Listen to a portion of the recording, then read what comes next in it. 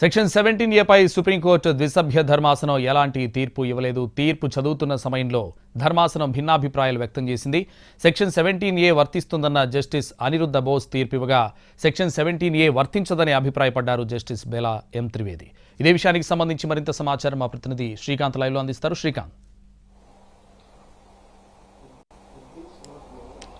Skill కేసుకు సంబంధించి సుప్రీంకోర్టును ఆశ్రయించిన చంద్రబాబుకి అయితే ప్రస్తుతం న్యాయమూర్తులు ఇద్దరు ఇచ్చిన వేరువేరు తీర్పుల ఆధారంగా అయితే ఆయనకి ఎటువంటి ఊరట అయితే దక్కినట్టుగైతే మనకి అర్థమవుతుంది. మొత్తం ఈ కేసును ఒకసారి పరిశీలిస్తే 17A అనేది వర్తించదు ఈ అంశం మీద కూడా మొత్తం ఈ కేసు విచారణ అంతా జరిగింది.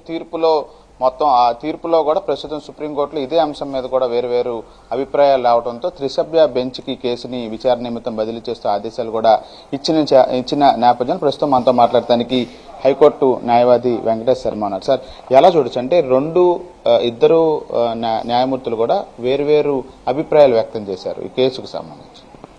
అవునండి, జస్టిస్ బేలా త్రివేది గారు వచ్చేటప్పటికి ఇట్లాంటి నేరాలకి 17A వర్తిస్తుందని చెప్పి పేర్కొనలేము. 2018 అమెండ్మెంట్ తర్వాత జరిగిన నేరాలకే వర్తిస్తుంది. ఇది 2018 అమెండ్మెంట్కి ముందే ఎంక్వైరీ ఇన్వెస్టిగేషన్ స్టార్ట్ అయిన కేసు.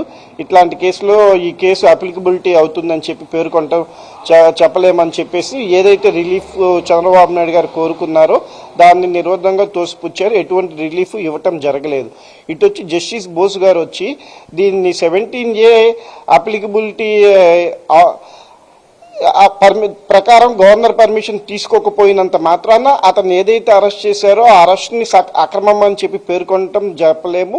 అతని మీద ఏ కేసు లేదు అని కూడా చెప్పలేము. అతని మీద ప్రైమా ఫేసి కేసు ప్రకారము ఇన్వెస్టిగేషన్ ముందుకు వెళ్ళొచ్చు అని చెప్పి పేర్కొనటం జరిగింది.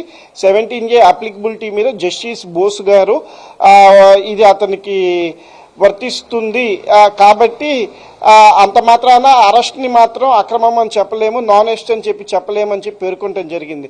అట్లా ఇద్దరు జస్టిస్లు రెండు విరుద్ధమైన అభిప్రాయంతో 17A మీద ఉన్నారు కాబట్టి దీన్ని విస్తృత ధర్మాసనానికి రిఫర్ చేయడం జరుగుతుంది.